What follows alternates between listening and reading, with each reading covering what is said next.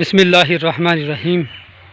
کہ ہمیں عمران خان کی حمایت کیوں کرنی چاہیے اور ہمیں عمران خان کی سپورٹ کیوں کرنی چاہیے۔ یہ سوال ہر ایک بندے کے ذہن میں اٹھتا ہے کہ ہمیں عمران خان کی سپورٹ کیوں کرنی چاہیے۔ بھائی، ہمیں عمران خان کی سپورٹ نہیں کرنی چاہیے۔ بطور مسلمان ہمیں اسلام کی سپورٹ کرنی چاہیے اور بطور محب وطن پاکستان کی سپورٹ کرنی چاہیے۔ جو بھی اسلام کی بات کرے گا، جو بھی پاکستان کی محبت کی بات کرے گا، پاکستان کی تعمیر اور ترقی کی بات کرے گا، ہمیں اس کی سپورٹ کرنی چاہیے، ہمیں اس کی حمایت کرنی چاہیے، نہ کہ ہمیں کسی بھی سیاسی قائد کی اندھی تقلید کرنی چاہیے۔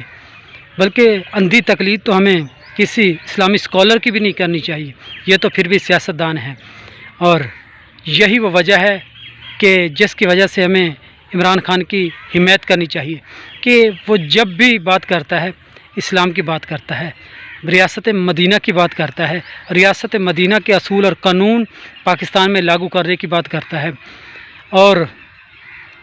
عالمی لیول پہ اقوام متحدہ نے بھی اس نے ثابت کر دیا ہے کہ اس نے اسلام کا جو کیس لڑا ہے، وہ چاہے وہ آقا علیہ الصلوۃ والسلام کی عزت، اطرت اور ناموس رسالت کے بارے میں ہو، یا چاہے وہ جو غیر مسلم اور یورپین لوگ اسلام کو دہشت گردی سے ملاتے تھے، اسلام میں انتہا پسندی کے ساتھ جوڑا کرتے تھے، اور اس کی وضاحت پیش کی، اور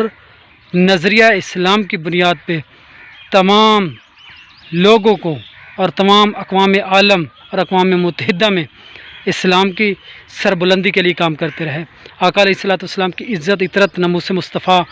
کی مقدمہ لڑتے رہے، اور اسلام اور دہشت گردی کو دور دور تک اسے جدا کیا،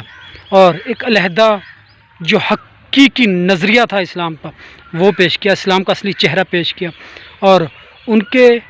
ذہنوں سے وہ پردے اٹھائے، وہ جو جھوٹ کا ملبہ اور پلندہ لگاتے تھے اسلام کے ساتھ دہشت گردی کو جوڑ کر اسلام کی بدنامی کرنے کے لیے۔ تو علامہ اقبال کے اس شعر نے، علامہ اقبال کے اس تصور نظریاتی کارکن اور قائد اعظم کے سپاہی عمران خان نے وہ مقدمہ اقوام متحدہ میں، اقوام عالم میں لڑا، وہ اسلام کا مقدمہ تھا، جس کی وجہ سے ہمیں عمران خان کی حمایت کرنی چاہیے۔ کبھی بھی ہمیں کسی ایسے شخص کی حمایت نہیں کرنی چاہیے جو چور ہوں، ڈاکو ہوں، لٹیرے ہوں، اور ہم کتنی بے شرمی سے کہہ دیتے ہیں جی پہلے جتنے بھی تھے وہ چوری کر کے، لوٹ کر، ڈکیتیاں کر کے، کرپشن کر کے، منی لانڈرنگ کر کے چلے گئے، انہوں نے ملک کو لوٹا، اب ان کا پیٹ بھر گیا ہے، پھر یہ انہیں اور موقع دیا جائے تو یہ لوگ نہیں لوٹیں گے۔ او بھائی، کچھ خدا کا خوف کرو، کم سے کم